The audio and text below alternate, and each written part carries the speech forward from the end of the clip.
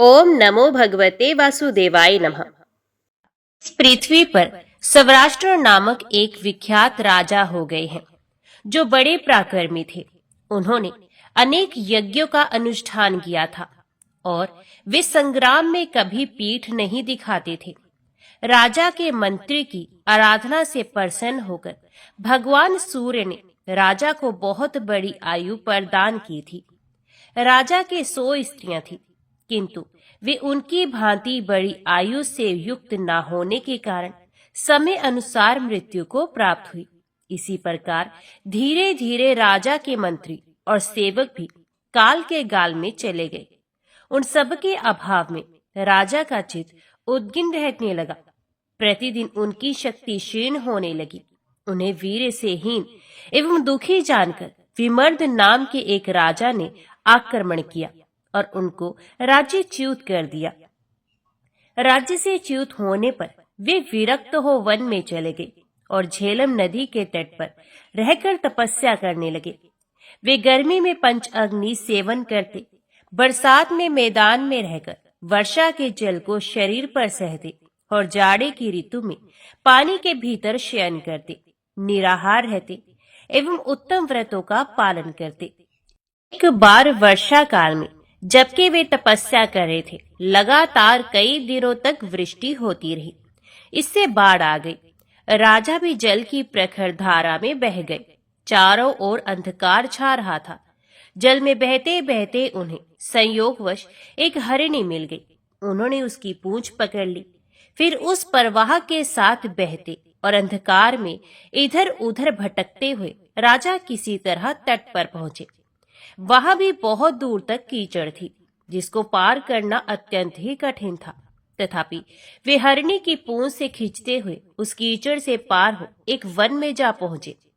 हरिणी के स्पर्श से उन्हें आनंद का अनुभव होने लगा। उस अंधकार में भ्रमण करते हुए वे कामदेव के वशीभूत हो गए। राजा को अनुरागवश अपनी पीठ का स्पर्श करते जान उस वन के भीतर मृगी ने कहा, राजन, आप कांपते हुए हाथों से मेरी पीठ का स्पर्श क्यों करते हैं?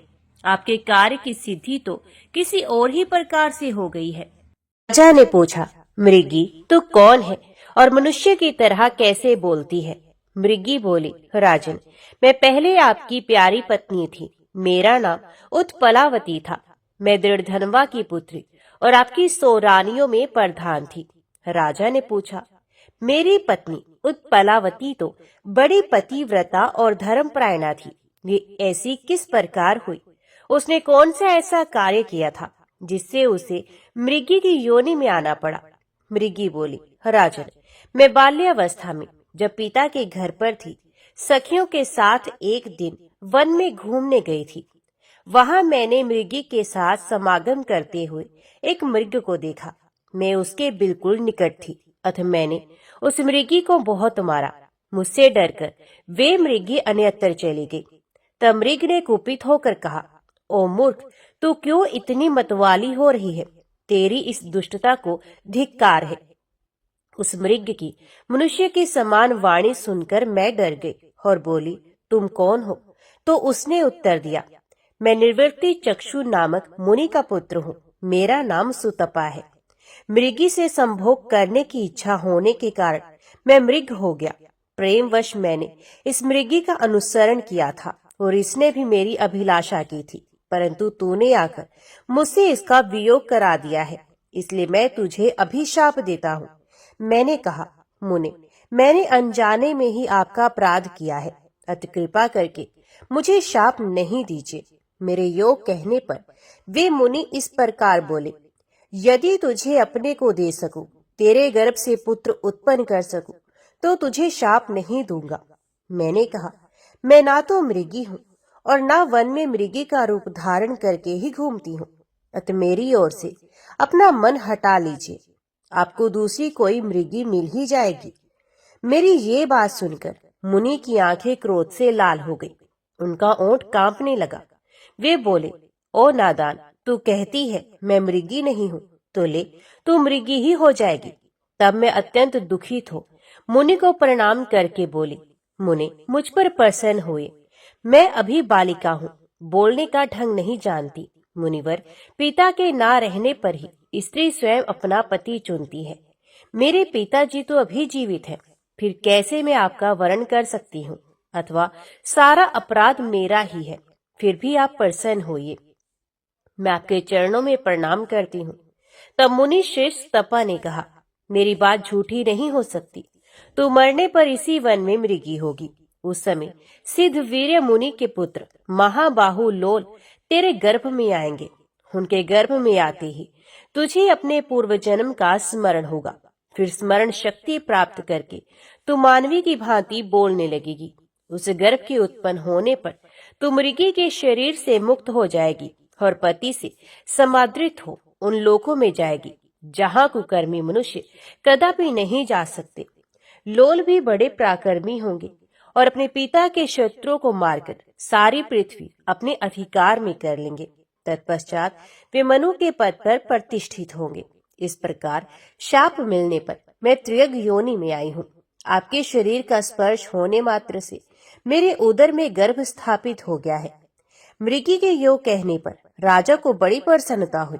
उसने सोचा, मेरा पुत्र मेरे शत्रुओं को परास्त करके इस पृथ्वी पर मनु होगा, ये कितनी आनंद की बात है। तदंतर कुछ काल के पश्चात मृगी ने उत्तम लक्षणों से संपन्न पुत्र को जन्म दिया। उसके उत्पन्न होने पर संपूर्ण भूत आनंद का अनुभव करने लगे। विशेषतः राजा को बड़ी प्रसन्नता हुई। मृगी भी शाप से छूटकर उत्तम लोकों को चली गई। तदंतर सब ऋषियों ने आकर उसकी भावी समृद्धि देख उस बालिका का नामकरण संस्कार किया। तामसी योनि में पड़ी हुई माता के गर्भ से इसका जन्म हुआ है, इसलिए ये बालक संसार में तामस नाम से विख्यात होगा। तत्पश्चात पिता अपने पुत्र तामस का लालन पालन करने लगे। जब तामस को कुछ समझ हुई तो उसने पिता से पूछा, तात, आप कौन हैं? मैं आपका पुत्र किस प्रकार हुआ? मेरी माता कौन है और आप किस लिए यहाँ पर आए हैं? ये सब सच सच बताइए। तब पिता ने अपने राज्य से च्युत होने आदि से लेकर सब वृतांत पुत्र को बताया। ये सब बातें सुनकर तामस ने भगवान सूर्य की आराधना की और उनसे उपसंहार सहित संपूर्ण दिव्य अस्त्र प्राप्त किए। अस्त्र शस्त्रों का ज्ञाता होकर उसने संपूर्ण शत्रु को परास्त किया और उन्हें पिता के पास ले आकर उनकी आज्ञा मिलने पर छुटकारा दिया। वे सदा अपने धर्म के पालन में लगा रहता था। उसके पिता भी शरीर त्यागने के पश्चात तप और यज्ञ से उपार्जित पुण्य लोकों में गए। सारी पृथ्वी को जीतकर तामस राजा हुआ और फिर मनु के पद पर प्रतिष्ठित हुआ। अब तामस मनवंतर का वर्णन सुनो। उसमें सत्य, सुधि, सुरूप और हरि ये 4 देवगण हुए। इनमें से एक एक गण में 27 देवता हैं। उन देवताओं के इंद्र का नाम शिखी था। वे अत्यंत बली और महाप्रकर्मी थे। उन्होंने 100 यज्ञों का अनुष्ठान करके इस पद को प्राप्त किया था। ज्योतिर्धर्मा, पृथु, काव्य, चैत्र, अग्नि, बलक और पीवर, ये ही 7 उस समय के सप्तऋषि थे। नर, शांति, शांत, दांत, जानु और जंग आदि महाबली राजा तामस मनु के पुत्र थे। 5वें मनु का नाम रैवत था। उनकी उत्पत्ति का वर्णन करता हूँ, उसे सुनो। पूर्व काल में ऋतवाक नाम से प्रसिद्ध एक महर्षि थे। उनके बहुत समय तक कोई पुत्र नहीं हुआ। दीर्घ काल के पश्चात हुआ भी तो रेवती नक्षत्र के अंतिम चरणों में उसका जन्म हुआ। उन्होंने बालक के जात कर्म आदि संस्कार विधि पूर्वक संपन्न किए, उपनयन आदि भी कराए, किंतु वे सुशील ना हो सका। जब से उसका जन्म हुआ तभी से वे महर्षि भी दीर्घ काल व्यापी रोग से ग्रस्त हो गए। उसकी माता भी कोढ़ आदि से पीड़ित हो बहुत दुख उठाने लगी। बालक के पिता अत्यंत दुखी होकर सोचने लगे, ये कैसा अनर्थ हुआ है। इधर उस दुष्ट बुद्धि वाले पुत्र ने दूसरे मुनि कुमार की स्त्री का अपहरण कर लिया। इससे खिन्न चित्त होकर ऋतवाक ने कहा, मनुष्यों के बिना पुत्र के रहना अच्छा है, किंतु कुपुत्र का होना कदापि उत्तम नहीं। कुपुत्र तो माता पिता के हृदय को सदा ही सालता रहता है और स्वर्ग में गए हुए पितरों को भी नरक में गिरा देता है। वे तो केवल माता पिता को दुख देने के लिए ही होता है। पतात्मा पुत्र के जन्म को धिक्कार है। जिनके पुत्र सब लोगों के प्रिय, परोपकारी, शांत तथा उत्तम कर्मों में लगे रहने वाले होते हैं, वे ही धन्य हैं। मुझे इस जन्म में कुपुत्र के कारण सुख नहीं मिला और परलोक से विमुख होना पड़ा। कुपुत्र का आश्रय लेने वाला मेरा ये अधम जन्म केवल नरक में ले जाने वाला है, उत्तम गति की प्राप्ति कराने वाला नहीं। इस प्रकार अत्यंत दुष्ट पुत्र के दुराचारों से ऋतवाक मुनि का हृदय जलने लगा। उन्होंने गर्ग मुनि से इसका कारण पूछा। ऋतवाक बोले, महामुनि, पूर्व काल में उत्तम व्रत का पालन करते हुए मैंने सब वेदों का विधि पूर्वक अध्ययन किया और उन्हें समाप्त करके वैदिक विधि के अनुसार स्त्री के साथ विवाह किया। फिर स्त्री को साथ रखकर वेदों और स्मृतियों में बताए हुए सभी कर्तव्य कर्मों का अनुष्ठान किया। आज तक किसी भी क्रिया के अनुष्ठान में न्यूनता नहीं आने दी। मुने, पुण्य नाम के नरक से डरते हुए मैंने गर्भाधान की विधि से पुत्र उत्पत्ति का उद्देश्य रखकर स्त्री के साथ समागम किया है, काम उपभोग के लिए नहीं। ये सब होने पर भी ऐसे कुपुत्र का जन्म क्यों हुआ? क्या ये मेरे दोष से अथवा अपने दोष से उत्पन्न हुआ है, जो अपनी दुष्टता से हमारे लिए दुखदाई और बंधुजनों के लिए शोक कारक हो गया है? गर्ग मुनि ने कहा, मुनिश्रेष्ठ, तुम्हारा ये पुत्र रेवती नक्षत्र के अंतिम चरण में उत्पन्न हुआ है, अतः दूषित समय में जन्म ग्रहण करने के कारण ये तुम्हारे लिए दुखदाई हो गया है। ऋतवाक बोले, मेरे एक ही पुत्र था, तो भी रेवती नक्षत्र के अंतिम भाग में उत्पन्न होने के कारण इसमें ऐसी दुष्टता आ गई, इसलिए रेवती का शीघ्र ही पतन हो जाए। मुनि के इस प्रकार शाप देती ही रेवती नक्षत्र आकाश से गिरा। सारा संसार चकित होकर ये दृश्य देख रहा था। वे नक्षत्र कुमुदगिरी के चारों ओर गिर पड़ा। वहां के वन, गुफाएं तथा झरने आदि सहसा उद्भासित हो उठे। रेवती नक्षत्र के गिरने से कुमुदगिरी का नाम रेवतक पर्वत हो गया। उस नक्षत्र की जो कांति थी वे कमल मंडित सरोवर के रूप में प्रकट हुई। उस समय उस सरोवर से एक अत्यंत सुंदरी कन्या का प्रादुर्भाव हुआ। वे रेवती की कांति से प्रकट हुई थी, इसलिए परमुच मुनि ने उसे देखकर उसका नाम रेवती रख दिया। वे उनके आश्रम के पास ही प्रकट हुई थी, इसलिए वे ही पिता की भांति उसका पालन पोषण करने लगे। जब कन्या यौवन अवस्था में पदार्पण कर चुकी, तब प्रमुच मुनि उसके लिए योग्य वर पूछने के विचार से अग्निशिला में गए। उनके प्रश्न करने पर अग्निदेव ने उत्तर दिया, इस कन्या के स्वामी राजा दुर्गम होंगे, जो महाबली, महाप्रकर्मी, प्रिय वक्ता और धर्म वत्सल है। इसी बीच में मृग्या के प्रसंग में राजा दुर्गम मुनि के आश्रम पर आ पहुंचे। वे प्रिय व्रत के वंश में उत्पन्न अत्यंत बलवान और पराक्रमी थे। उनके पिता का नाम विक्रमशील था और वे कालिंदी के गर्भ से उत्पन्न हुए थे। आश्रम में पहुंचने पर जब उन्हें ऋषि नहीं दिखाई दिए, तब उन्होंने रेवती को प्रिय कहकर संबोधित किया और पूछा, सुंदरी, बताओ तो सही, मुनि श्रेष्ठ प्रमुख इस आश्रम से कहाँ गए हैं? मैं उन्हें प्रणाम करना चाहता हूँ।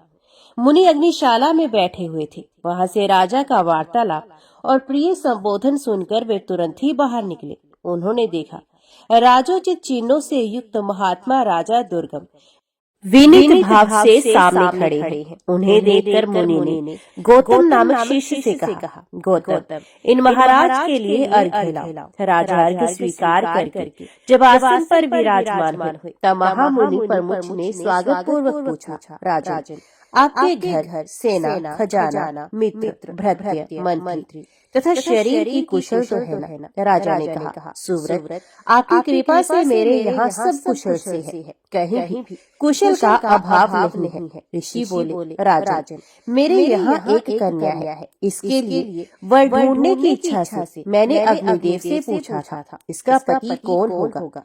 अग्निदेव ने कहा, राजा दुर्गम ही इसके स्वामी होंगे, इसलिए अब आप मेरी दी हुई इस कन्या को ग्रहण करें।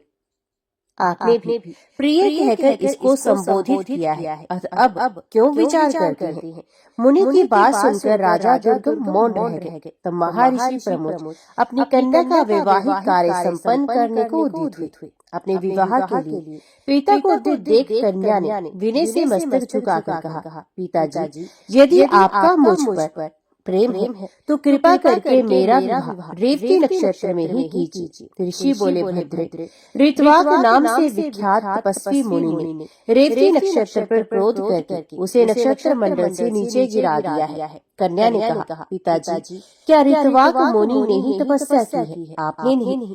यदि आप भी तपस्वी हैं, तो रेवती नक्षत्र को पुनः आकाश में स्थापित कीजिए। आप उसी नक्षत्र में मेरा विवाह क्यों नहीं करते? ऋषि बोले, भद्रे, तेरा कल्याण हो, अब तू प्रसन्न हो जा। मैं तेरे लिए रेवती नक्षत्र को पुनः चंद्रमा के मार्ग में स्थापित करता हूँ। तदंतर महामुनि परमुच ने अपनी तपस्या के प्रभाव से रेवती नक्षत्र को पुनः पहले की ही भांति चंद्रमंडल से संयुक्त कर दिया। फिर उसी नक्षत्र में वैदिक मंत्रों का उच्चारण करते हुए कन्या का विधि पूर्वक विवाह किया और प्रसन्न होकर अपने जामाता से कहा, राजन, बताइए मैं इस विवाह में दहेज के रूप में आपको क्या दूं? मेरी तपस्या अप्रतिहत है, मैं आपको दुर्लभ वस्तु भी दे सकता हूँ। राजा ने कहा, मुनि, मेरा जन्म स्वयंभू मनु के वंश में हुआ है, अतः मैं आपकी कृपा से ऐसा पुत्र चाहता हूँ जो मनवंतर का स्वामी हो। ऋषि बोले, राजन, तुम्हारी ये कामना पूर्ण होगी। तुम्हारा पुत्र मनु होकर संपूर्ण पृथ्वी का उपभोग करेगा और धर्म का ज्ञाता होगा। तब राजा उस स्त्री को साथ ले अपने नगर को चले गए। उनसे रेवती के गर्भ से रैवत का जन्म हुआ, जो सब धर्मों से संपन्न और मनुष्यों से अजय थे। वे सब शास्त्रों के ज्ञाता और वेद विद्या के विशारद थे। उनके मनवंतर में सुमेधा, भूपति, वैकुंठ और अमिताभ ये 4 देवगण थे। इनमें से प्रत्येक गण में 14 देवता थे। इन चारों देवगणों के स्वामी विभु नामक इंद्र थे, जिन्होंने 100 यज्ञों का अनुष्ठान करके इस पद को प्राप्त किया था। हिरण्यरोमा, वेदश्री, उधरवाहु, वेदवाहु, सुधामा, पर्जन्य, महामुनि तथा वेद वेदांतों के पारगामी महाभाग वशिष्ठ, ये 7 रेवत मनवंतर के सप्तऋषि थे। बलबंधु, महावीर, स्यष्टव्य तथा सत्यक आदि रेवत मनु के पुत्र थे। ये मैंने तुम्हें 5वें मनवंतर की कथा कही। अब चाक्षुष मनु के 6ठे मनवंतर का वृत्तांत सुनो।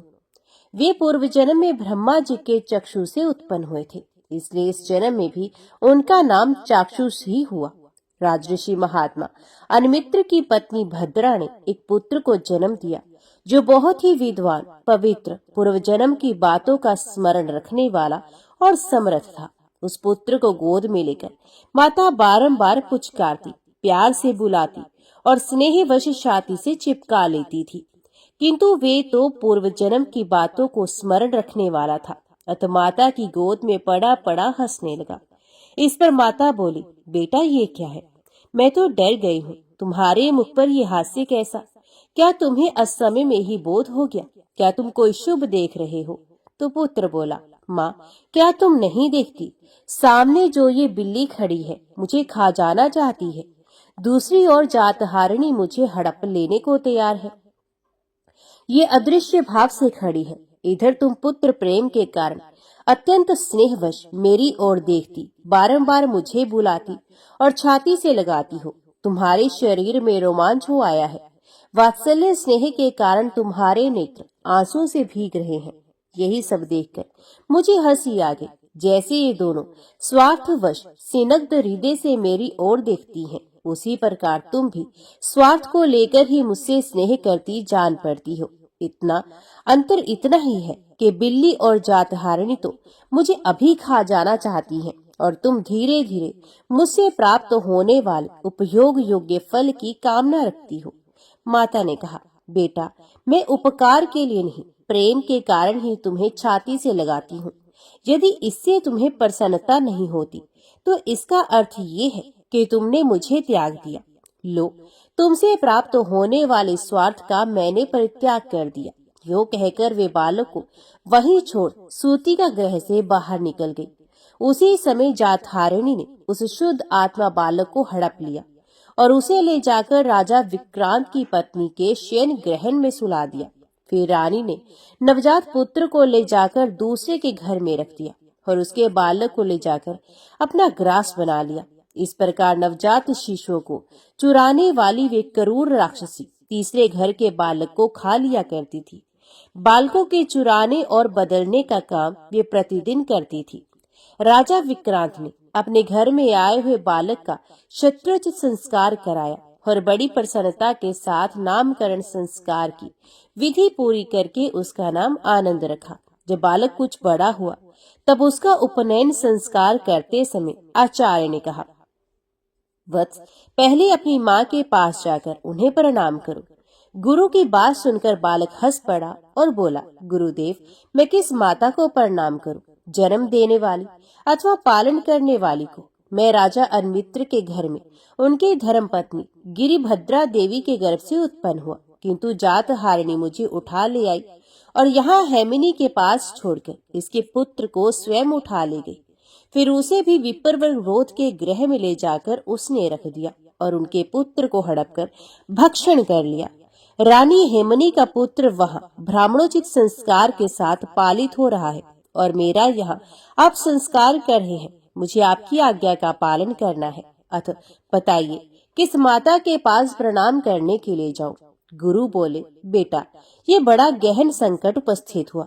मेरी समझ में तो कुछ भी नहीं आता। मोह से मेरी बुद्धि भ्रांत हो रही है।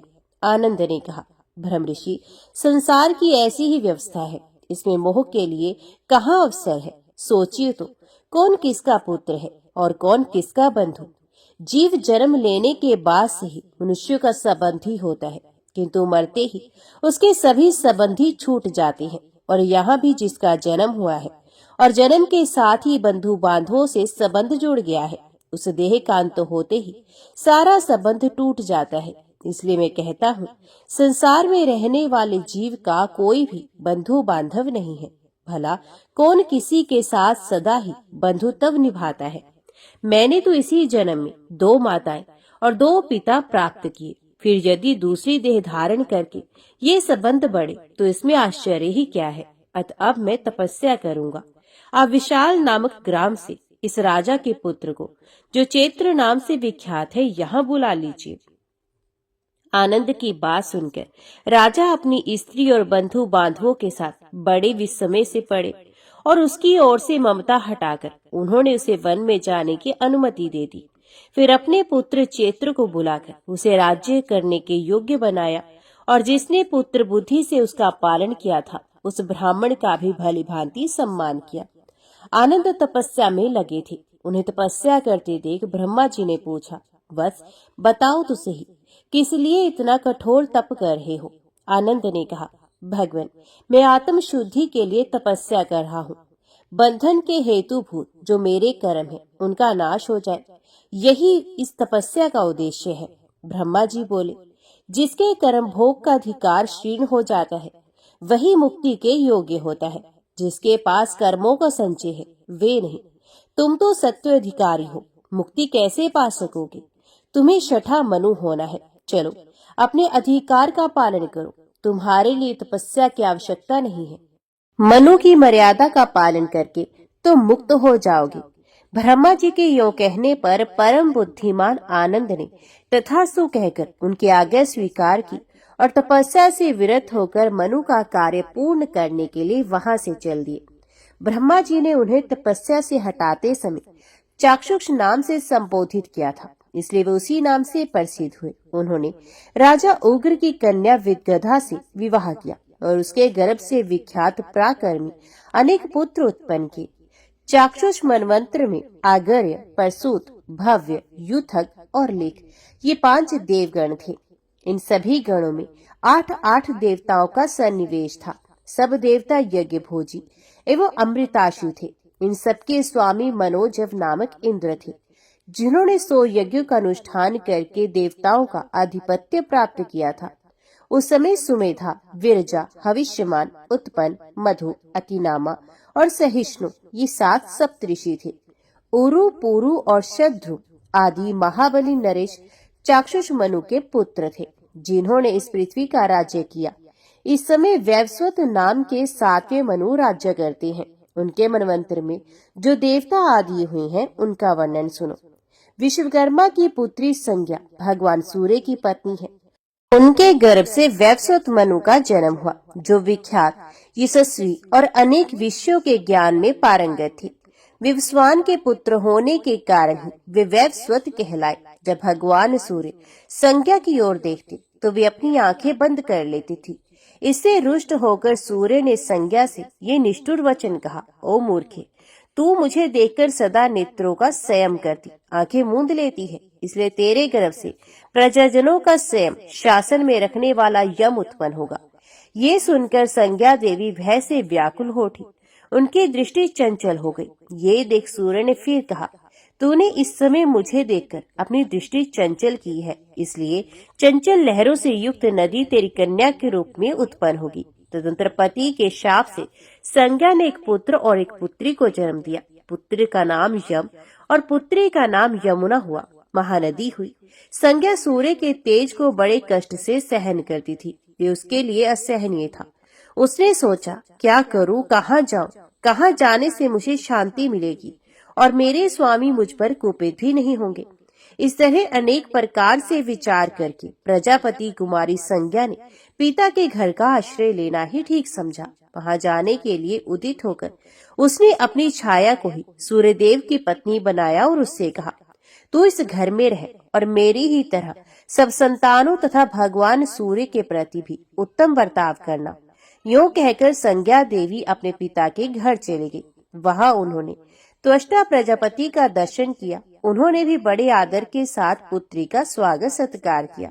वे कुछ काल तक वहीं रही। इसके बाद पिता ने उन्हें प्रेम पूर्वक समझाते हुए कहा, बेटी, तुम तीनों लोगों के स्वामी भगवान सूर्य की पत्नी हो, अतः तुम्हें अधिक समय तक पिता के घर में नहीं रुकना चाहिए। अब तुम स्वामी के घर जाओ, मैं तुम पर बहुत प्रसन्न हूँ। पिता के योग कहने पर संज्ञा ने बहुत अच्छा कहकर उनकी आज्ञा स्वीकार की और उन्हें प्रणाम करके वहां से चली गई। वे सूर्य के तेज से बहुत डरती थी और उनके ताप का सामना करना नहीं चाहती थी, इसलिए उत्तर कुरु में जाकर घोड़ी के रूप में रहने और तपस्या करने लगी। उधर छाया संज्ञा को ही संज्ञा समझकर भगवान सूर्य ने उसे 2 पुत्र और एक मनोहर कन्या उत्पन्न की। छाया संज्ञा अपनी संतानों को जितना प्यार करती थी, उतना संज्ञा के पुत्र पुत्री को नहीं।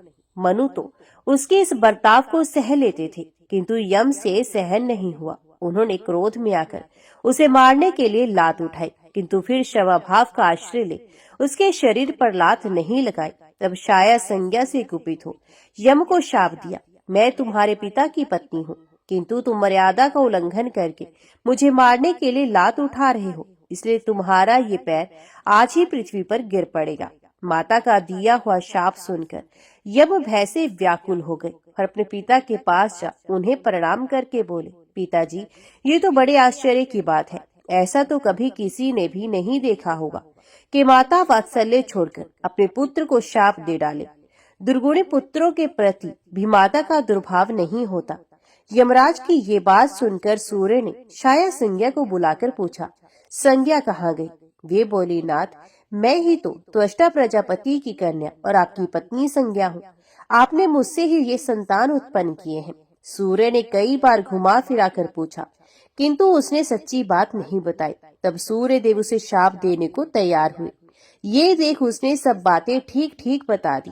असली बात का पता लगने पर भगवान सूर्य विश्वकर्मा के घर गए। विश्वकर्मा ने अपने घर पधारे हुए त्रिलोक पूजित सूर्य देव का बड़ी भक्ति के साथ पूजन किया।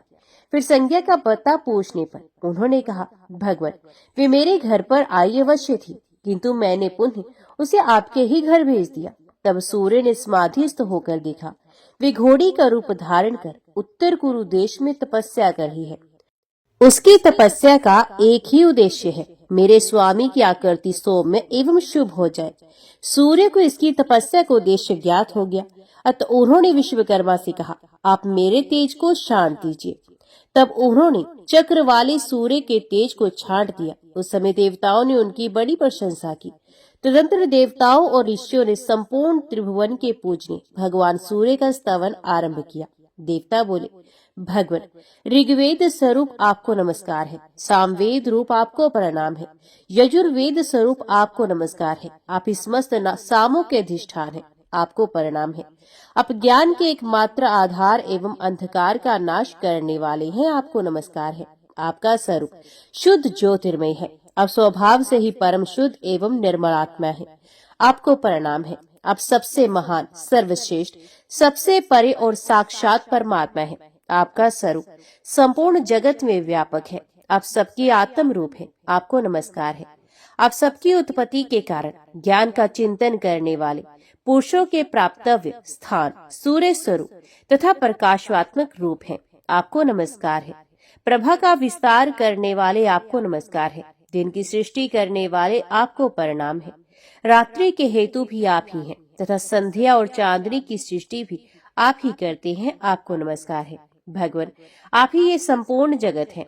आप में ही चराचर प्राणियों सहित समस्त ब्रह्मांड ओतप्रोत है। अतएव उधर लोक में जब आप भ्रमण करते हैं तो आपके साथ ये ब्रह्मांड भी घूमता है। आपकी किरणों का स्पर्श पाकर ही संपूर्ण वस्तुएं पवित्र होती हैं। आपकी किरणें ही अपने स्पर्श से जल आदि को पवित्र करती हैं। जब तक इस जगत में आपकी दिव्य रश्मियों का संयोग नहीं होता, तब तक होम दान आदि धर्म सफल नहीं हो पाता। ऋग्वेद की ये संपूर्ण ऋचाएं, दूसरी और यजुर्वेद के ये सब मंत्र तथा सामवेद की संपूर्ण श्रुतियां आपके ही अंगों से प्रकट हुई हैं। जगन्नाथ, आप ऋग्वेद में हैं, आप ही यजुर्वेद में हैं तथा आप ही सामवेद में हैं। नाथ, इस प्रकार आप त्रयमय हैं। तीनों वेद आपके ही स्वरूप हैं। आप ही ब्रह्म के पर और अपर रूप हैं। मूर्त, अमूर्त, स्थूल और सूक्ष्म सभी रूपों में आपकी ही स्थिति है। निमेष, काष्ठा आदि जो काल के छोटे छोटे विभाग हैं, वे सब आपके ही स्वरूप हैं। आप ही प्रतिक्षण बीतने वाला काल रूप है। भगवान, आप प्रसन्न होइए और अपनी इच्छा से ही अपने प्रचंड तेज को शांत कीजिए।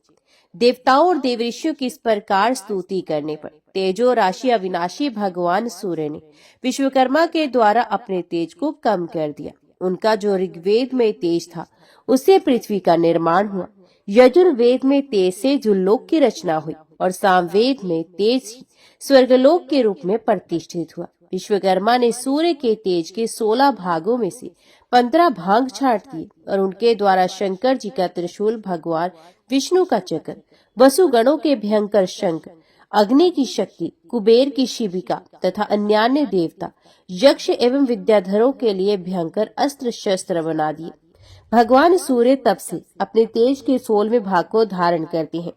तेज कम होने के कारण वैश्व का रूप धारण करके उत्तर कुरु नामक देश में गए और वहां उन्होंने घोड़े के रूप में संज्ञा को देखा। उन्हें आते देख संज्ञा को पराई पुरुष की आशंका हुई, इसलिए वे अपने पृष्ठभाग की रक्षा करती हुई सामने की ओर से उनके सम्मुख गई। फिर वहां उनके मिलने पर पहले दोनों की नासिका का संयोग हुआ। इससे अश्वरूप धारिणी संज्ञा के मुख से 2 पुत्र प्रकट हुए, जो नासत्य और दस्तर नाम से प्रसिद्ध हुए। फिर वीरपात के अनंतर रेवंतक नामक एक पुत्र उत्पन्न हुआ, जो ढाल, तलवार और कवच धारण किए, बाण और तरकस से सुसज्जित हो घोड़े पर चढ़ा हुआ ही प्रकट हुआ था। तत्पश्चात भगवान सूर्य ने संज्ञा को अपने अनुपम स्वरूप का दर्शन कराया। उनके स्वरूप को देखकर संज्ञा को बड़ी प्रसन्नता हुई। फिर उसने भी अपना शांत रूप धारण किया। तब सूर्य देव अपनी प्रीतिमती पत्नी संज्ञा को साथ ले अपने निवास स्थान पर आए। भगवान सूर्य के जो प्रथम पुत्र थे, उनकी वैवस्वत नाम से प्रसिद्धि हुई। दूसरे पुत्र का नाम यम था। ये माता के शाप से ग्रस्त थे। पिता ने इनके शाप का अंत इस प्रकार किया था: कीड़े यम के पैर का मांस लेकर पृथ्वी पर गिर पड़ेंगे, फिर इनका पैर ठीक हो जाएगा। यम धर्म पर दृष्टि रखते थे और मित्र तथा शत्रु के प्रति उनका समान भाव था। अतः सूर्य ने प्रजाओं के धर्माधर्म का फल देने के लिए उन्हें यमराज के पद पर प्रतिष्ठित किया। यमुना कालिंद पर्वत के बीच से बहने वाली नदी हो गई। दोनों अश्विनी कुमार देवताओं के वैद्य नियुक्त किए गए। रेवंतक को भी गृह का स्वामी बनाया गया। अब छाया संज्ञा के पुत्रों की जहाँ नियुक्ति हुई, उसका हाल सुनो। छाया संज्ञा के ज्येष्ठ पुत्र का वर्ण, रूप, रंग वैवस्वत मनु के ही समान था। अतः वे सावर्णिक नाम से प्रसिद्ध हुए। वे ही 8वें मनु होंगे। उस समय राजा बलि इंद्र के इंद्र पर प्रतिष्ठित रहेंगे। छाया के दूसरे पुत्र शनेश्चर को पिता ने ग्रहों के मध्य में नियुक्त किया। तीसरी संतान तप्ती नाम की कन्या थी। उसने राजा स्वर्ण को अपना स्वामी बनाया और उनसे कुरु नामक पुत्र को जन्म दिया। ये कुरु एक प्रसिद्ध राजा हुए। वैवस्वत मनवंतर में 8 देवगण माने गए हैं। उनके नाम इस प्रकार हैं: आदित्य, वसु, रुद्र, साध्य, विश्वदेव, मरुत, भृगु तथा अंगिरा। इनमें आदित्यगण, मरुदगण तथा रुद्रगण कश्यप जी के पुत्र हैं। साध्यगण, वसुगण और विश्वदेवगण ये धर्म के पुत्र हैं। भृगुगण भृगु के और अंगिरस गण महर्षि अंगिरा के पुत्र हैं। ये सब मारीच सर्ग है। मरीचिच नंदन कश्यप के संतान होने के कारण इन्हें मारीच कहते हैं। इस मनवंतर में जो इंद्र है उनका नाम ऊर्जस्वी है। ये महात्मा यज्ञ भाग के भोक्ता है। भूत, भविष्य और वर्तमान में जो इंद्र होते हैं उन सबका लक्षण एक सा ही समझना चाहिए। अब वर्तमान त्रिलोकी का वर्णन सुनो। भूरलोक तो ये पृथ्वी है। अंतरिक्ष को दूरलोक या भूवर लोक माना गया है और दिव्य लोक को स्वरलोक कहते हैं। अत्रि, वशिष्ठ, कश्यप, गौतम, भारद्वाज, विश्वामित्र तथा जमदग्नि यही इस मनवंतर के सप्तऋषि हैं। इक्ष्वाकु, नृग, धृष्ट, श्रेयाति, नरश्यंत, नाभाग, अरिष्टि, कुरुष और पृष्ठर ये 9 वैवस्वत मनु के पुत्र कहे गए हैं। इस प्रकार मैंने तुमसे ये वैवस्वत मनवंतर का वर्णन किया है। इसका श्रवण और पाठ करने से मनुष्य सब पापों से छूट जाता है और महान पुण्य का भागी होता है। क्रोष्टुकी बोले, महामुने, आपने स्वयंभू आदि 7 मनुओं का वर्णन किया तथा उनके मनवंतरों में जो देवता, राजा और मुनि हुए थे उनको भी बताया। इस कल्प में जो दूसरे 7 मनु होंगे उनका परिचय दीजिए तथा उनके मनवंतरों में जो देवता आदि होने वाले हैं उनका भी वर्णन कीजिए। मार्कंडे जी ने कहा, ब्राह्मण, छाया संज्ञा के पुत्र सावरणी का नाम मैं तुम्हें पहले बता चुका हूँ। अब सब बातों में अपने बड़े भाई वैवस्वत मनु के ही समान है। वे ही 8वें मनु होंगे। परशुराम, व्यास, गालव, दीप्तिमान, कृप, ऋष्यशृंग तथा अश्वत्थामा ये 7 सवर्णी मनवंतर में सप्तऋषि होंगे। सुतपा, अमिताभ और मुख्य ये 3 देवगण होंगे। इनमें से प्रत्येक गण पृथक पृथक 20-20 देवताओं का समुदाय होगा। तप, स्तप, शुक्र, द्युति, ज्योति, प्रभाकर, प्रभास, दयत, धर्म, तेज, रश्मि तथा वक्रतु आदि देवता सुतपा गण के 20 देवताओं के अंतर्गत है। प्रभु, विभु और विभास आदि देवता अमिताभ नामक द्वितीय गण के 20 देवताओं के अंतर्गत है। तीसरे गण के जो 20 देवता है उनमें दम, दांत, रित, सोम और विंत आदि प्रधान है। ये मुख्य गण के देवता कहे गए हैं। ये सभी मनवंतर के स्वामी होंगे। ये मरीचि नंदन प्रजापति कश्यप के ही पुत्र हैं। विरोचन के पुत्र बलि इनके इंद्र होंगे। वे बलि आज भी अपनी प्रतिज्ञा के बंधन से बंधकर पाताल लोक में विराजमान हैं। विरजा, अर्ववीर, निर्मोह, सत्यवाक, कृति तथा विष्णु आदि सावरणी मनु के पुत्र होंगे। ओम नमो भगवते वासुदेवाय नमः। भक्त लाखा जी जाति के गौड़ ब्राह्मण थे। राजपुताने के एक छोटे से गांव में उनका घर था। लाखा जी विशेष पढ़े तो नहीं थे, परंतु विष्णु सहस्त्रनाम और गीता उनको कंठस्थ थे और भगवान में उनका अटूट विश्वास था। ये खेती का काम करते थे। इनकी स्त्री खेमाबाई बड़ी साध्वी और पतिव्रता थी। घर का सारा काम तो करती, खेती के काम में भी पति की पूरी सहायता करती थी और पति की सेवा किए बिना तो उसका नित्य का व्रत ही पूरा नहीं होता था। वे नित्य प्रातः काल स्नान करके पति के दाहिने चरण के अंगूठे को धोकर पीती। लाखा जी को संकोच होता, वे मना भी करते, परंतु खेमाबाई के आग्रह के सामने उनकी कुछ भी न चलती। उनके 2 संतान थी, एक पुत्र और दूसरी कन्या। पुत्र का नाम था देवा और कन्या का गंगाबाई। पुत्र के विवाह की तो जल्दी नहीं थी, परंतु धर्म भीरु ब्राह्मण को कन्या के विवाह की बड़ी चिंता थी। चेष्टा करते करते समीप के ही एक गांव में योग्य वर मिल गया। वर के पिता संतोषी ब्राह्मण थे। संबंध हो गया और समय पर लाखा जी ने बड़े चाव से अपनी कन्या गंगाबाई का विवाह करके उसे ससुराल भेज दिया। इस समय गंगाबाई की उम्र 12 वर्ष की थी। देवा उम्र में बड़ा था, परंतु उसका विवाह कन्या के विवाह के 2 साल पीछे किया गया। बहू घर में आई। बहू का नाम था लिच्छमी। वे स्वभाव में साक्षात लक्ष्मी ही थी। इस प्रकार लाखा जी सब तरह से सुखी थे। लाखा जी का नियम था रोज सवेरे गीता जी का एक पूरा पाठ करना और रात को सोने से पहले पहले विष्णु सहस्त्रनाम के 50 पाठ कर लेना। उनके मुख से पाठ होता रहता और हाथों से काम। ये नियम जब वे 10 वर्ष के थे तभी पिता ने दिलाया था, जो जीवन भर अखंड रूप से चला। इसी नियम ने उन भगवत विश्वास रूपी परम निधि प्रदान की। सदा दिन एक से नहीं रहते, ना मालूम प्रारब्ध के किस संयोग से कैसे दिन बदल जाते हैं। लाखा जी के जमाता को सांप काट गया और विधि के विधानवश 25 वर्ष की युवावस्था में वे अपनी 22 वर्ष की पत्नी और माता पिता को छोड़कर चल बसा।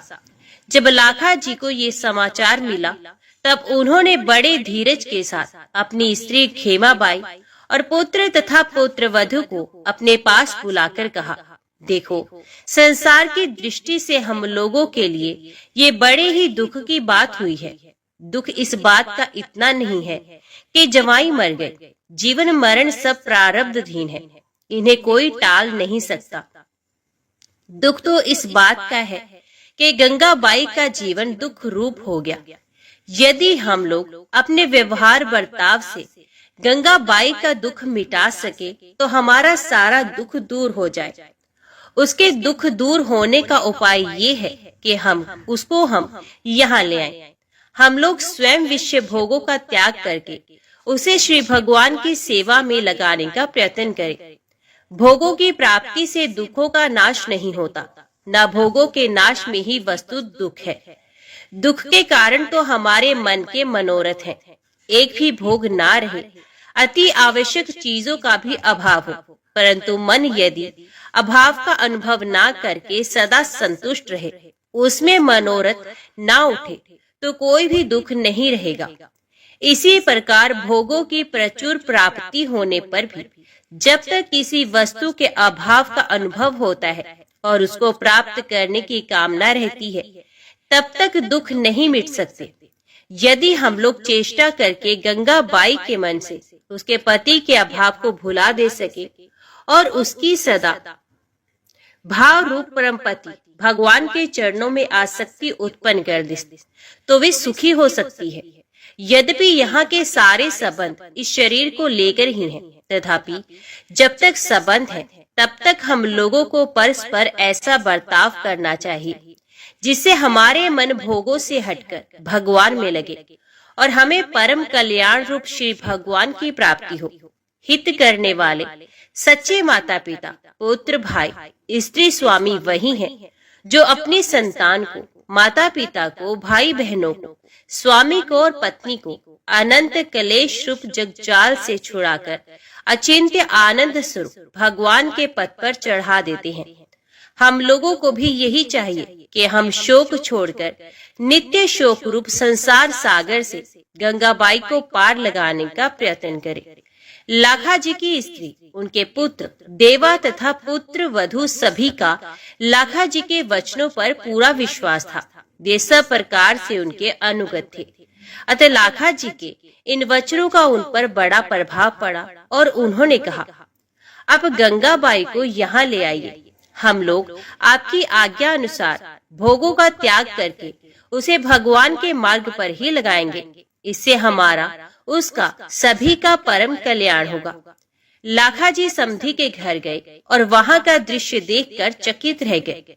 उन्होंने देखा गंगाबाई अपने सास ससुर को संसार की क्षण भंगुरता और मिथ्या संबंध का रहस्य समझाकर उन्हें सांत्वना दे रही है और वे उसकी बात मानकर रोना छोड़कर भगवान के नाम का कीर्तन कर रहे हैं। अपनी पुत्री की ये स्थिति देखकर लाखा जी को दुख में सुख हो गया। उन्हें मानो जहर से अमृत मिल गया। वे समधी से मिले। उन्हें देखकर शोक सागर उमड़ा, परंतु गंगाबाई के उपदेशों की स्मृति आते ही तुरंत शांत हो गया।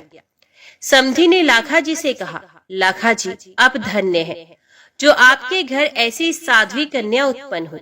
आप जानते हैं युवा पुत्र की मृत्यु का शोक कितना भयानक होता है। स्त्री के लिए तो पति का वियोग सर्वथा असहनीय होता है, परंतु धन्य है आपकी पुत्री जिसने विवेक के द्वारा स्वयं तो पति वियोग का दुख सह ही लिया। हम लोगों को भी ऐसा उपदेश दिया कि हमारा दारुण पुत्र शोक दूर हो गया। हम समझ गए जगत के ये सारे संबंध आरोपित हैं। जैसे किसी खेल में अलग अलग समांग धरकर लोग आते हैं और अपना अपना खेल पूरा करके चले जाते हैं, वैसे ही संसार रूपी खेल में हम लोग आते हैं, संबंध जोड़ते हैं और खेल पूरा होते ही चले जाते हैं। यहाँ कोई किसी का पुत्र या पिता नहीं, एकमात्र परमात्मा ही सबके परम पिता है। हम सबको उन्हीं की आराधना करनी चाहिए। आप आ गए हैं, अपनी इस साध्वी कन्या को अपने घर ले जाइए। हम दोनों स्त्री पुरुष पुष्कर राज जाकर भगवत भजन में ही शेष जीवन बिताना चाहते हैं।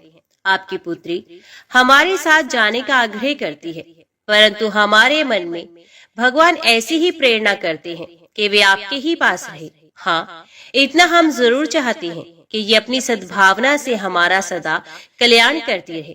आप जाइए, हम लोग बड़े ही कृतज्ञ हैं, क्योंकि आपकी पुत्री ने ही हमारी आंखें खोली हैं और हमें वैराग्य विवेक का परम धन देकर भगवान की अभचारिणी भक्ति प्रदान की है। लाखा जी समधी के वचन सुनकर अचरज में डूब गए और उन्हें अपना विवेक वैराग्य इनके सामने फीका जान पड़ा। वे जमाता की मृत्यु के शोक को भूल गए और अपनी पुत्री तथा समधी समधन को जैसी स्थिति प्राप्त कराना चाहते थे, उससे भी कहीं अधिक उनकी ऊंची स्थिति देखकर उन्हें बड़ा आनंद हुआ। उन्होंने समधी समधन को हर्ष के साथ पुष्कर राज भेज दिया। उनके निर्वाह के लिए घर में जो कुछ भी था सब बेचकर नकद रुपए उन्हें दे दिए और गंगाबाई को साथ लेकर घर की ओर प्रस्थान किया। गंगाबाई को प्रसन्नचित देख लाखा जी ने पूछा, बेटी, तेरी ऐसी अनोखी हालत देखकर मैं अचरज में डूब रहा हूँ। मैं तरह तरह के विचार करता आया था कि तुझे कैसे समझाकर धीरज बंधाऊंगा, परंतु तेरी स्थिति देखकर तो मैं चकित हो गया। बता बेटी, तुझे ऐसा ज्ञान कहाँ से और कैसे प्राप्त हुआ? गंगाबाई ने कहा, पिताजी, ये सारा आपकी भक्ति तथा भजन का प्रताप है। आप जो रोज पूरी गीता और विष्णु सहस्त्रनाम के 50 पाठ करते हैं, उन्हीं के प्रताप से भगवान ने मुझको विश्वास प्रदान किया और अपनी कृपा के दर्शन कराए। आपकी कृपा से भैया और मैं, हम दोनों ने विष्णु सहस्त्रनाम कंठस्थ कर लिया था। यहाँ आकर मैं जहाँ तक मुझसे बनता निरंतर मन ही मन विष्णु सहस्त्रनाम के पाठ किया करती। आपके जमाता की मृत्यु के 3 दिन पहले भगवान ने मुझको स्वप्न में दर्शन देकर कहा, बेटी, तेरे पति की आयु पूरी हो चुकी है, वे मेरा भक्त है। तेरे साथ कोई पूर्व संबंध का संयोग शेष था, इसी से उसने जन्म लिया था। अब इसे 3 दिन बाद सांप डसेगा। उस समय तू इसे मेरा सहस्त्रनाम और गीता सुनाती रहना। ऐसा करने से इसका कल्याण हो जाएगा और ये मेरे धाम को प्राप्त होगा। मैं तुझे वरदान देता हूँ, तुझे शोक नहीं होगा, तुझे सच्चा वैराग्य और ज्ञान प्राप्त होगा। तेरे उपदेश से तेरे सास ससुर भी कल्याण पथ के पथिक होकर अंत में मुझको प्राप्त करेंगे और तू जीवन भर मेरी भक्ति करती हुई अपने माता पिता तथा भाई भौजाई के सहित मेरे परम धाम को प्राप्त होगी। पिताजी इतना कहकर भगवान अंतर ध्यान हो गए और मैं जाग पड़ी। मानो उसी समय से मुझे ज्ञान का प्रकाश मिल गया। मैं सारे शोक मोह से छूटकर पति के कल्याण में लग गई। मैंने व्रत धारण किया और रातों जागकर पति देवता को गीता और सहस्त्रनाम सुनाती रही। तीसरे दिन पति देव स्नान करके तुलसी जी को जल दे रहे थे। मैं उनके पास खड़ी सहस्त्रनाम का पाठ कर ही रही थी। वे भी श्री भगवान का नाम ले रहे थे। इसी समय अचानक एक काल सर्प ने आकर उनके पैर को डस लिया और देखते ही देखते ब्रह्मांड फटकर उनके प्राण पखेर उड़ गए। अंतिम श्वास में मैंने सुना उनके मुख से हे नारायण नाम निकला और उनके कान में विष्णु सहस्त्रनाम के नामों ने प्रवेश किया। उनकी आंखें खुल गई। मैंने देखा श्री भगवान चतुर्भुज रूप में उनकी आंखों के सामने विराजित हैं। इतने में ही जोर की ध्वनि हुई और उनका कपाल फट गया। पिताजी, पतिदेव की मृत्यु ने मेरे मन में भगवत विश्वास का समुद्र लहरा दिया। अब मैं तो उसी में डूब रही हूँ। आप मेरी सहायता कीजिए, जिससे मैं सदा इसी में डूबी रहूं। आप लोग मेरा साथ तो देंगे ही। लाखा जी पुण्य में गंगा की पुण्यपूर्ण वाणी सुनकर गदगद हो गए। उनकी आंखों से आनंद के आंसू बह चले। पिता पुत्री घर आए और माता और भाई भौजाई से मिलकर गंगाबाई ने उल्टी उन्हें सांत्वना दी। लाखाजी और खेमाबाई तो उसे दिन से विरक्त होकर समस्त दिन रात भगवत भजन में ही बिताने लगे। घर की सारी संभाल गंगा माई करने लगी। भाई भौजाई प्रत्येक काम उसकी आज्ञा लेकर करते। वे घर की मालकिन थी और थी भाई भौजाई को प्रामर्थ पथ में राह दिखाकर विघ्नों से बचाकर ले जाने वाली चतुर पथ प्रदर्शिका। भाई देवाजी और भाभी लक्ष्मी दोनों गंगाबाई की आज्ञा के अनुसार माता पिता की सेवा करते, गंगाबाई की सेवा करते और सब समय भगवान का स्मरण करते हुए भगवत सेवा के भाव से ही घर का सारा काम करते। उन्होंने भोगों का त्याग कर दिया था और वे पूर्ण रूप से सादा सीधा संयम पूर्ण जीवन बिताते थे।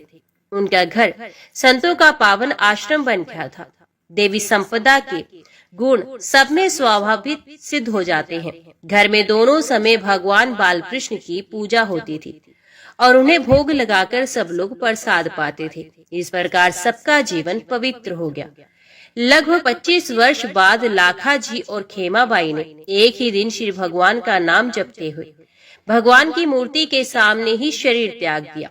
देवाजी ने उनका शास्त्रोक्त रीति से अंत्येष्टि संस्कार तथा श्राद्ध किया। पुत्र वधु और कन्या ने उनके लिए 3000 विष्णु सहस्रनाम के पाठ किए। माता पिता की मृत्यु के बाद बहन भाई भौजाई तीनों भगवान के भजन में लगे।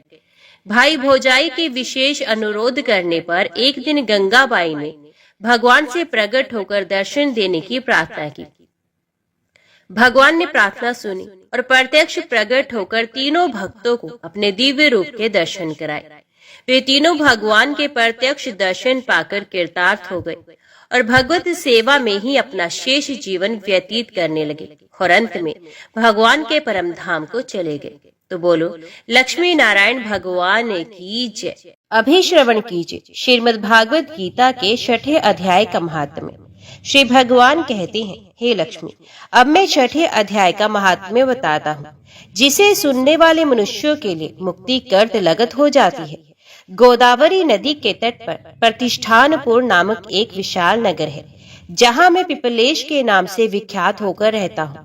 उस नगर में जानश्रुति नामक एक राजा रहते थे, जो भूमंडल की प्रजा को अत्यंत प्रिय थे। उनका प्रताप मार्तंड मंडल के प्रचंड के तेज के समान जान पड़ता था। प्रतिदिन होने वाले उनके यज्ञ के धुएं से नंदन वन के कल्प वृक्ष इस प्रकार काले पड़ गए थे, मानो राजा की असाधारण दानशीलता देखकर वे लज्जित हो गए हो। उनके यज्ञ में प्राप्त पुरोडाश के रसवादन में सदा आसक्त होने के कारण देवता लोग कभी प्रतिष्ठानपुर को छोड़कर बाहर नहीं जाते थे।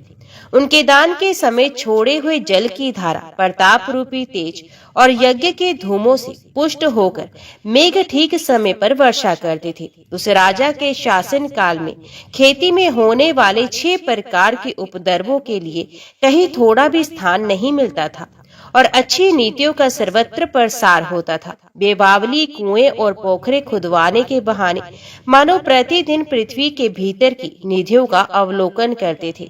एक समय राजा के दान तप यज्ञ और प्रजा पालन से संतुष्ट होकर स्वर्ग के देवता उन्हें वर देने के लिए आए। वे कमल नाल के समान उज्जवल हंसों का रूप धारण कर अपनी पांखें हिलाते हुए आकाश मार्ग से चलने लगे। बड़ी उतावली के साथ उड़ते हुए वे सभी हंस परस्पर बातचीत भी करते थे। उनमें से भद्राशव आदि 2-3 हंस वेग से उड़कर आगे निकल गए। तब पीछे वाले हंसों ने आगे जाने वालों को संबोधित करके कहा, अरे भाई भद्राशव, तुम लोग वेग से चलकर आगे क्यों हो गए? ये मार्ग बड़ा दुर्गम है, इसमें हम सबको साथ मिलकर चलना चाहिए। क्या तुम्हें दिखाई नहीं देता? ये सामने ही पुण्य मूर्ति महाराज जनश्रुति का तेज पुंज अत्यंत स्पष्ट रूप से प्रकाशमान हो रहा है। उस तेज से भस्म होने की आशंका है, अतः सावधान होकर चलना चाहिए। पीछे वाले हंसों के वचन सुनकर आगे वाले हंस हंस पड़े और उच्च स्वर से उनकी बातों की अवहेलना करते हुए बोले, अरे भाई, क्या इस राजा जानश्रुति का तेज ब्रह्मवादी महात्मा रैकव के तेज से भी अधिक तीव्र है? हंसों की ये बातें सुनकर राजा जनश्रुति अपने ऊंचे महल की छत से उतर गए और सुख पूर्वक आसन पर विराजमान हो अपने सारथी को बुलाकर बोले, जाओ महात्मा रैकव को यहाँ ले आओ। राजा का ये अमृत के समान वचन सुनकर मेह नामक सारथी प्रसन्नता प्रकट करता हुआ नगर से बाहर निकला। सबसे पहले उसने मुक्तिदायिनी काशीपुरी की यात्रा की, जहाँ जगत के स्वामी भगवान विश्वनाथ मनुष्य को उपदेश दिया करते हैं। उसके बाद वे गया क्षेत्र में पहुंचा, जहाँ प्रफुल्ल नेत्रों वाले भगवान गदाधर संपूर्ण लोकों का उद्धार करने के लिए निवास करते हैं। तदंतर नाना तीर्थों में भ्रमण करता हुआ सारथी पापनाशिनी मथुरापुरी में गया। ये भगवान श्री कृष्ण का आदि स्थान है, जो परम महान एवं मोक्ष प्रदान करने वाला है। वेद और शास्त्रों में वे तीर्थ त्रिभुवनपति भगवान गोविंद के अवतार स्थान के नाम से प्रसिद्ध है। नाना देवता और ब्रह्म ऋषि उसका सेवन करते हैं। मथुरा नगर कालिंदी के किनारे शोभा पाता है। उसकी आकृति अर्धचंद्र के समान प्रतीत होती है। वे सब तीर्थों के निवास से परिपूर्ण है। परम आनंद प्रदान करने के कारण सुंदर प्रतीत होता है। गोवर्धन पर्वत के होने से मथुरा मंडल की शोभा और भी बढ़ गई है। वे पवित्र वृक्षों और लताओं से आवृत है। उसमें 12 वन है। वे परम पुण्यमय तथा सबको विश्राम देने वाले श्रुतियों के सारभूत भगवान श्री कृष्ण की आधार भूमि है। तत्पश्चात मथुरा से पश्चिम और उत्तर दिशा की ओर बहुत दूर तक जाने पर सारथी को काश्मीर नामक नगर दिखाई दिया। शाहशंख के समान उज्जवल गगनचुंबी महलों की पंक्तियां भगवान शंकर के अट्टहास की भांति शोभा पाती है, जहाँ ब्राह्मण के शास्त्रीय आलाप सुनकर मूक मनुष्य भी संत वाणी और पदों का उच्चारण करते हुए देवता के समान हो जाते हैं। जहाँ निरंतर होने वाले यज्ञ धूम से व्याप्त होने के कारण आकाश मंडल मेघों में धुलते रहने पर भी अपनी कालिमा नहीं छोड़ता। जहाँ उपाध्याय के पास आकर छात्र जन्मकालीन अभ्यास से संपूर्ण कलाएं स्वतः पढ़ लेते हैं, तथा जहाँ मणिकेश्वर नाम से प्रसिद्ध भगवान चंद्रशेखर देहधारियों को वरदान देने के लिए नित्य निवास करते हैं। कश्मीर के राजा माणिकेश ने दिग्विजय में समस्त राजाओं को जीतकर भगवान शिव का पूजन किया था। तभी से उनका नाम मणिकेश्वर हो गया था। उन्हीं के मंदिर के दरवाजे पर महात्मा रैकव एक छोटी सी गाड़ी पर बैठकर अपने अंगों को खुजलाते हुए वृक्ष के छाया का सेवन कर रहे थे। इसी अवस्था में सारथी ने उन्हें देखा।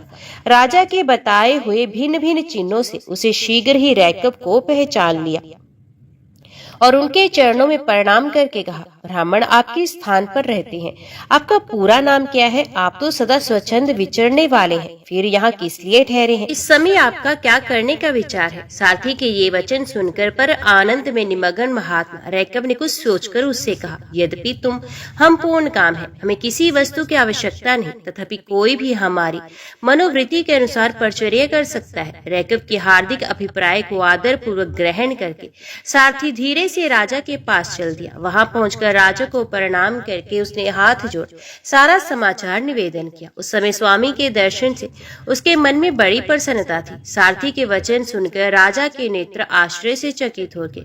उनके हृदय में रैकव का सत्कार करने की श्रद्धा हुई। उन्होंने 2 खच्चरियों से जुती हुई एक गाड़ी लेकर यात्रा की, साथ ही मोतियों के हार, अच्छे अच्छे वस्त्र और 1 सहस्त्र गोई भी ले ली। कश्मीर मंडल में महात्मा रैकव जहाँ रहते थे उस स्थान पर पहुंचकर राजा ने सारी वस्तुएं उनके आगे निवेदन की और पृथ्वी पर पड़कर साष्टांग प्रणाम किया। महात्मा रैकव अत्यंत भक्ति के साथ चरणों में पड़े हुए राजा कुपित हो उठे और बोले, रे शूद्र, तू दुष्ट राजा है, क्या तू मेरा वृत्तांत नहीं जानता? ये खच्चरों से जुती हुई अपनी ऊंची गाड़ी ले जा, ये वस्त्र, ये मोतियों के हार और ये दूध देने वाले गोई भी स्वयं ही ले जा। इस तरह आज्ञा देकर रैकव ने राजा के मन में भय उत्पन्न किया। तब राजा के ने शाप के भय से महात्मा रैकव के दोनों चरण पकड़ लिए और भक्ति पूर्वक कहा, ब्राह्मण मुझ पर प्रसन्न हुए। भगवान, आप में ये अद्भुत महात्म्य कैसे आया? प्रसन्न होकर मुझे ठीक ठीक बताइए। रैकव ने कहा, राजन, मैं प्रतिदिन गीता के 6ठे अध्याय का जप करता हूँ, इससे मेरी तजोराशि देवताओं के लिए दुस्सह है। तदंतर परम बुद्धिमान राजा जनश्रुति ने यत्न पूर्वक महात्मा रैकव से गीता के 6ठे अध्याय का अभ्यास किया। इससे उन्हें मोक्ष की प्राप्ति हुई। इधर रहकर भी भगवान मणिकेश्वर के समीप मोक्षदायक गीता के 6ठे अध्याय का जप करते हुए सुख से रहने लगा। हंस का रूप धारण करके वरदान देने के लिए आए हुए देवता भी विस्मित होकर स्वेच्छा अनुसार चले गए। जो मनुष्य सदा इस एक ही अध्याय का जप करता है वे भी भगवान विष्णु के ही स्वरूप हो जाता है, इसमें तनिक भी संदेह नहीं। ओम नमो भगवते वासुदेवाय नमः। जय श्री राधे कृष्णा। आज की वीडियो में इतना ही। उम्मीद करती हूँ वीडियो आपको पसंद आई होगी। वीडियो पसंद आई हो तो वीडियो को लाइक और चैनल को सब्सक्राइब जरूर कीजिएगा। जय श्री हरि लिखकर कमेंट बॉक्स में अपनी हाजिरी और अपने सुझाव देना ना भूलेगा। तो मिलते हैं अगली कथा अगली वीडियो के साथ।